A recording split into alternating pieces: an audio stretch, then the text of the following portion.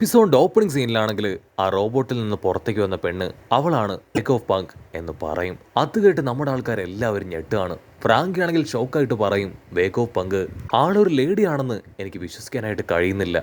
Actually നിങ്ങളുടെ ലാബിനാണ് ഒരു വർഷത്തോളം ഞാൻ വീടായിട്ട് ലൈഫ് സ്പെൻഡ് ചെയ്തത്. അവിടെ വെച്ച് ഒരുപാട് കാര്യങ്ങൾ എനിക്ക് മനസ്സിലാക്കാനും അറിയാനും ചെയ്യാനും ഒക്കെ സാധിച്ചു. അത് നിങ്ങൾക്ക് കാണിച്ചു തരണമെന്ന് എനിക്ക് ഒരുപാട് ആഗ്രഹമുണ്ട്. ഒരുപാട് കാര്യങ്ങൾ നിങ്ങളിൽ നിന്ന് പഠിച്ചു മനസ്സിലാക്കി ഞാൻ ചെയ്തു എന്നൊക്കെ പറയും. മറ്റൊരു ഭാഗത്ത് ഉസോപ്പ് ആണെങ്കിൽ അത്രയും വലിയ ഒരു റോബോട്ടിനെ കണ്ട സന്തോഷത്തിലും എൻജോയ്മെന്റിലും ആങ്സൈറ്റിയിലും ഒക്കെയാണ്. സത്യത്തിൽ ചോപ്പറിനും ലൂഫിക്കും ഇത്തരത്തിലുള്ള അവർക്ക് ഒരുപാട് ഇഷ്ടമാണ്. അവരിവിടെ ഇല്ലാത്തത് ശരിക്കും അവർക്ക് വലിയ നഷ്ടം തന്നെയാണ്. അവർ ശരിക്കും ഇത് മിസ് ചെയ്തു എന്ന് പറഞ്ഞ് അവൻ ആ റോബോട്ടിലേക്ക് തന്നെ നോക്കും. കുക്കിനും സാഞ്ചിക്കും ആണെങ്കിൽ ആ പെണ്ണിനെ ഒരുപാട് ഇഷ്ടപ്പെടും. അവരാണെങ്കിൽ കണ്ണിലൂടെ ലവ് ഒക്കെ അയച്ച് അങ്ങനെ അവളെ തന്നെ നോക്കി വെള്ളമൊക്കെ ഇറക്കി നിൽക്കുകയാണ്. പക്ഷെ റോബിനാണെങ്കിൽ അവളെ കാണുമ്പോൾ തന്നെ മനസ്സിലാവും അവൾ പറയുന്നത് പോലെ അവൾ ഡോക്ടർ വേക്ക് ഓഫ് പങ്ക് അല്ല എന്ന്. മാത്രമല്ല അവളൊരു പെണ്ണല്ല, ഒരു ഹ്യൂമൻ ബീയിങ് അല്ല, അവൾ മറ്റെന്തോ ആണെന്ന് പറഞ്ഞ് റോബിനാണെങ്കിൽ അവളെ കറക്റ്റായിട്ട് ഒബ്സർവ് ചെയ്യും. ആ പെണ്ണ് പറയും, ഞാൻ നിങ്ങൾ ഉദ്ദേശിക്കുന്ന ആ റിയൽ വേക്ക് ഓഫ് പങ്ക് അല്ല, ഞാൻ വേക്ക് ഓഫ് പങ്ക് 2 ആണ്, അവന്റെ ജൂനിയർ വേക്ക് ഓഫ് പങ്ക്. ആക്ച്വലി ഇവിടേക്ക് കടന്നു വരുന്ന നിങ്ങളെപ്പോലുള്ള പൈററ്റ്സുകളെ കൊള്ളയടിച്ച് അവരുടെ കയ്യിലുള്ള പണവും അസറ്റ്സും അതെല്ലാം തന്നെ ഉപയോഗിച്ചാണ് ഞങ്ങൾ ഇത്രയും കാലവും ഞങ്ങളുടെ റിസർച്ച് മുൻപോട്ടേക്ക് കൊണ്ടുപോയത്. അതുകൊണ്ട് തന്നെ എൻ്റെ കയ്യിലുള്ള പണവും അസറ്റ്സും എല്ലാം തന്നെ എനിക്ക് തരണമെന്ന് പറയും. നാമിക്കാണെങ്കിൽ എന്തു പറയണമെന്ന് അറിയില്ല. അവളിപ്പോൾ അവളോട് ദേഷ്യപ്പെടുകയാണ്. ഞങ്ങളുടെ ഈ ഒരു ബോർഡർ അത് കടന്ന് ആർക്കും ഇവിടേക്ക് വരാനായിട്ട് കഴിയില്ല.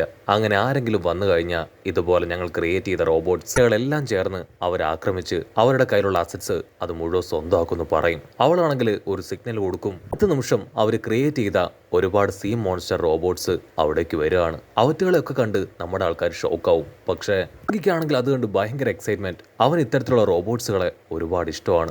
അവളാണെങ്കിൽ നമ്മുടെ ആൾക്കാരെ മിരട്ടും. അതൊക്കെ നിങ്ങളുടെ കയ്യിലുള്ള അസറ്റ്സ് ഒക്കെ അത് ഞങ്ങൾക്ക് തരണം. നമ്മുടെ ആൾക്കാർക്കാണെങ്കിൽ എന്ത് ചെയ്യണം എന്തു പറയണം എന്നറിയാതെ അങ്ങനെ പകച്ചു നിൽക്കുമ്പോഴായിരിക്കും ജൂനിയർ വേക്ക് ഓഫ് പങ്കിന് ഒരു കോള് വരിക.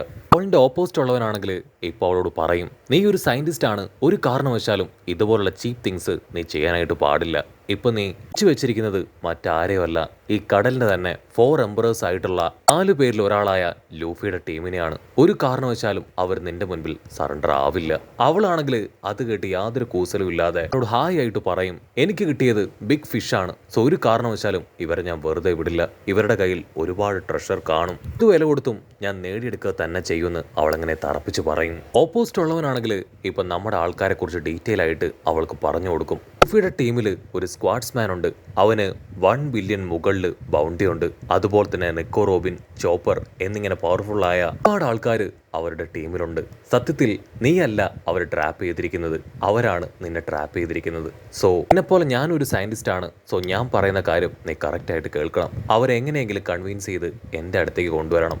ഒന്ന് നേരിട്ട് കാണാനും ടൈം സ്പെൻഡ് ചെയ്യാനും ഞാൻ ഒരുപാട് ആഗ്രഹിച്ചതാണ്. സോ എങ്ങനെയെങ്കിലും നീ അത് കറക്റ്റായിട്ട് ചെയ്യും. ഇവിടുന്ന് അങ്ങനെ ബ്ലാക്ക് ഔട്ട് ചെയ്താൽ ഇവിടെ ലൂഫിയാൻ ടീമിനെ കാണിക്കും. അവരാണെങ്കിൽ വേക്ക് ഓഫ് പങ്കിന്റെ ആ ലാബിലേക്ക് കയറുകയാണ്. ആക്ച്വലി ആ ജ്വല്ലറി ബോണി പെണ്ണ് അവൾ ചെറുപ്പത്തിൽ ഒരുപാട് കാലം ഇവിടെ ടൈം സ്പെൻഡ് ചെയ്തിട്ടുണ്ട്.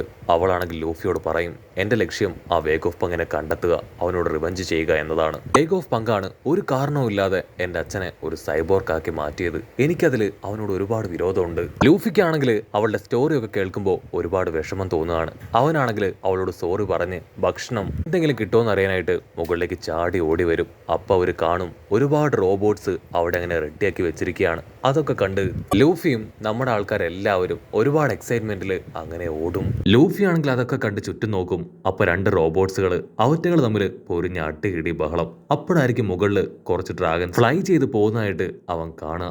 ലൂഫിക്കാണെങ്കിൽ അത് കണ്ട് ഭയങ്കര സന്തോഷം. എനിക്ക് ആ ഡ്രാഗന്റെ മുതുകത്ത് കയറി ഫ്ലൈ ചെയ്യണമെന്ന് പറഞ്ഞ് അവിടെ ഉണ്ടായിരുന്ന ഒരു പിരമിഡിൽ അങ്ങനെ വലിഞ്ഞു കയറി അവൻ ആ ഡ്രാഗന്റെ അടുത്തെത്തും. ഡ്രാഗൺ ആണെങ്കിൽ അതിന്റെ വാ തുറന്ന് ലൂഫി അങ്ങനെ വിഴുങ്ങുകയാണ്.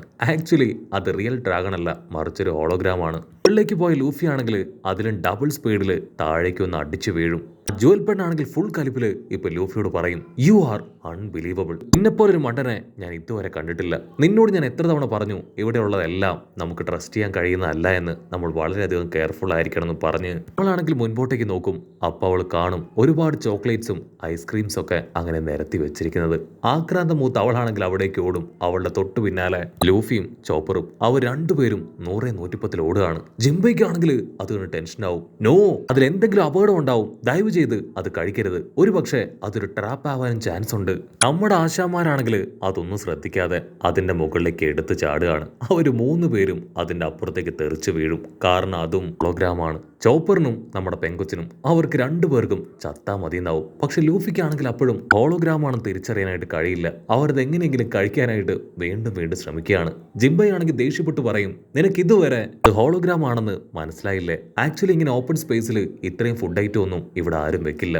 എനിക്ക് ഇവിടുത്തെ അവസ്ഥയൊക്കെ കാണുമ്പോൾ ഇവിടെ ഫുഡ് ഐറ്റം കാണില്ല എന്നാണ് തോന്നുന്നത്. നമുക്ക് അല്പം കൂടെ മുൻപോട്ടേക്ക് പോയി മറ്റെവിടെയെങ്കിലും ആരെങ്കിലും കണ്ട് സഹായം ചോദിക്കാമെന്ന് പറയും. പക്ഷെ ലൂഫിക്കാണെങ്കിൽ അവിടെ നിന്ന് ഒരു അടി പോലും അനങ്ങാൻ കഴിയില്ല. കാരണം അവൻ ഐസ്ക്രീംസിന്റെയും ചോക്ലേറ്റിന്റെയും ഹോളോഗ്രാം കണ്ട് അത് ലയിച്ച് നിൽക്കുകയാണ്. സോ അവൻ അവിടെ നിന്ന് ഉച്ചത്തിൽ കരയാൻ തുടങ്ങും. ലൂഫിക്കാണെങ്കിൽ ഇപ്പൊ ദേഷ്യം കൂടി വരും. ഹോളോഗ്രാം ഉപയോഗിച്ച് നമ്മളെ ഇവരെല്ലാവരും ചേർന്ന് ചീറ്റ് ചെയ്യാണ്. എത്രയും വേഗം നമ്മളെ ചീറ്റ് ചെയ്തവരെ പിടിച്ചു വലിച്ച് അറഞ്ചം പുറഞ്ച് അടിക്കണം എന്ന് പറഞ്ഞ് ടെററായിട്ട് നിൽക്കും. അപ്പൊ ചോപ്പർ ആണെങ്കിൽ തൊട്ടടുത്തായിട്ട് ഒരു ഫുഡ് മേക്കിംഗ് മെഷീൻ കാണും. അതിനാ ജ്വൽപ്പെണ്ണ് പറയും, തീർച്ചയായിട്ടും അതും ഹോളോഗ്രാം തന്നെയായിരിക്കും, ഇവിടെയുള്ളതെല്ലാം കാണും, ഒരു കാരണവശാലും അത് റിയൽ ആണെന്ന് നമ്മൾ വിശ്വസിക്കാൻ പാടില്ല എന്ന് പറഞ്ഞ് അവരാണെങ്കിൽ ആ വെതർ ചെക്ക് ചെയ്യും. ആക്ച്വലി ഐലാൻഡ് അത് മുഴുവൻ നല്ല കോൾഡാണ്. പക്ഷെ അവർ നിൽക്കുന്ന ഈ ഒരു ഭാഗം അതുമാത്രം നല്ല ഹോട്ടായിട്ട് അവർക്ക് ഫീൽ ചെയ്യും. അടുത്ത നിമിഷം ഒരു പെണ്ണ് അവിടേക്ക് സ്റ്റൈലായിട്ട് കടന്നു വരും. ഞാനാണ് ഇതെല്ലാം തന്നെ കൺട്രോൾ ചെയ്യുന്നത്. ആക്ച്വലി ഇതൊരു കൂൾ ഐലാൻഡ് തന്നെയാണ്, ഇവിടെ ഹോട്ട് മെയിൻറ്റെയിൻ ചെയ്യുന്നത് അത് ഞാനാണെന്ന് പറഞ്ഞ് അവളങ്ങനെ ഹായ് ആയിട്ട് കടന്നു വരികയാണ്. നമ്മുടെ ആൾക്കാരെല്ലാവരും ആകാംക്ഷയോട് കൂടെ അവളെ തന്നെ നോക്കും. ആ ഒരു പെൺകുട്ടിയാണെങ്കിൽ അവരുടെ ക്ലോസ് എത്തുമ്പോഴായിരിക്കും അവളുടെ ശരിക്കുള്ള സൈസ് കാണുക.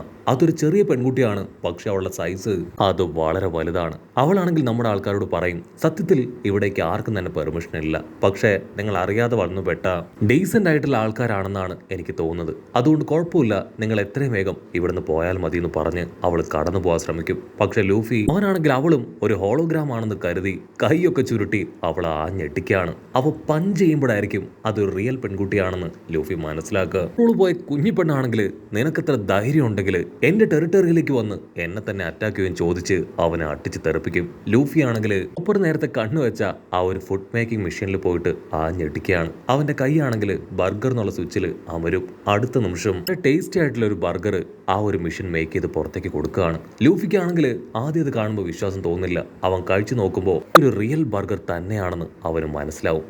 അടുത്ത സെക്കൻഡ് നമ്മുടെ ജ്വല്ലറി പെണ്ണും ലൂഫിയും അവർ 2 പേരും മെഷീനിലുള്ള സ്വിച്ചുകൾ മാറി മാറി ഞെക്കി ഒരുപാട് ഫുഡ് ഐറ്റംസ് അത് ക്രിയേറ്റ് ചെയ്ത് മത്സരിച്ച് കഴിച്ചുകൊണ്ടേ ഇരിക്കുകയാണ്. സാധാരണ ലൂഫിയാണ് ഭ്രാന്ത് പിടിച്ച് ഫുഡ് കഴിക്കുക, പക്ഷെ ഇത്തവണ അവനെയും പൊട്ടിച്ച് ആ ജ്വല്ലറി പെണ്ണ് കഴിക്കും. ആണെങ്കിൽ അത് കാണുമ്പോൾ അല്പം ചിരിയൊക്കെ വരും. ഓക്കെ, നിങ്ങൾ സമാധാനമായിട്ട് ഫുഡ് കഴിക്കാൻ പറഞ്ഞ് അവളത് നോക്കി നിൽക്കും. ആ കുഞ്ഞിപ്പെണ്ണാണെങ്കിൽ ഡീറ്റെയിൽ ആയിട്ട് അവിടെയുള്ള കാര്യങ്ങൾ പറഞ്ഞു കൊടുക്കും. അത് ഓട്ടോമാറ്റിക് ഫുഡ് മെഷീനാണ്. 500-ലധികം വെറൈറ്റി ഫുഡ് അതിനെ ക്രിയേറ്റ് ചെയ്യാൻ വേണ്ടി പറ്റും. ഇവിടെ നിങ്ങൾ കാണുന്നതെല്ലാം തന്നെ എൻ്റെ ടെക്നോളജി അതുപയോഗിച്ച് ഞാൻ ക്രിയേറ്റ് ചെയ്തതാണ്.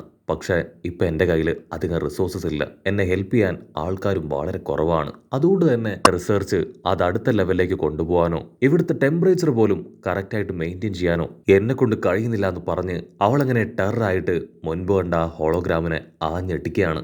ഉടനെ ആ ഡ്രാഗൺ ഹോളോഗ്രാമിനാണെങ്കിൽ കറക്റ്റായിട്ട് ഒരു ഇമ്പാക്റ്റ് ക്രിയേറ്റ് ആവും. നമ്മുടെ ആൾക്കാർക്കാണെങ്കിൽ ഭയങ്കര അത്ഭുതം, ഒരു ഹോളോഗ്രാമിനെ എങ്ങനെ അവൾ പഞ്ച് ചെയ്തു എന്ന്. അവളാണെങ്കിൽ അവളുടെ കയ്യിലുള്ള ഒരു ഗ്ലൗ അത് കാണിച്ചു കൊടുക്കുകയാണ്. ഇതുപയോഗിച്ച് ലൈറ്റിന് പോലും നമുക്ക് പഞ്ച് ചെയ്യാൻ വേണ്ടി പറ്റും. അങ്ങനെയാണ് ഞാനിത് ചെയ്തതെന്ന് പറഞ്ഞ് ഹോളോഗ്രാമിലൂടെ തന്നെ മറ്റൊരു പെൺകുട്ടിയെ ക്രിയേറ്റ് ചെയ്ത് നമ്മുടെ ആൾക്കാർക്ക് ഡെമോ കാണിച്ചു കൊടുക്കാനായിട്ട് അവൾ പറയുകയാണ്. ആ ഹോളോ പെണ്ണാണെങ്കിൽ വളരെ ഡീറ്റെയിൽ ആയിട്ട് എന്തൊക്കെയോ പറഞ്ഞു കൊടുക്കാനായിട്ട് ശ്രമിക്കും. പക്ഷെ നമ്മുടെ ആൾക്കാരാണെങ്കിൽ അത് മൈൻഡ് പോലും ചെയ്യാതെ ഫുഡങ്ങനെ വീണ്ടും വീണ്ടും ക്രിയേറ്റ് ചെയ്ത് വെട്ട് വിഴുങ്ങിക്കൊണ്ടേയിരിക്കുകയാണ്. ജിംബൈ ആണെങ്കിൽ അവളോട് സത്യത്തിൽ നീ ആരാണെന്ന് ചോദിക്കും. അതിനവൾ പറയും, ഞാനാണ് വേഗ് ഓഫ് പങ്ക് നമ്പർ 5. അത് കേട്ട് നമ്മുടെ ആൾക്കാർ ഷോക്കാവുന്നതോട് കൂടെ ഈ ഒരു എപ്പിസോഡും അവസാനിക്കുന്നു.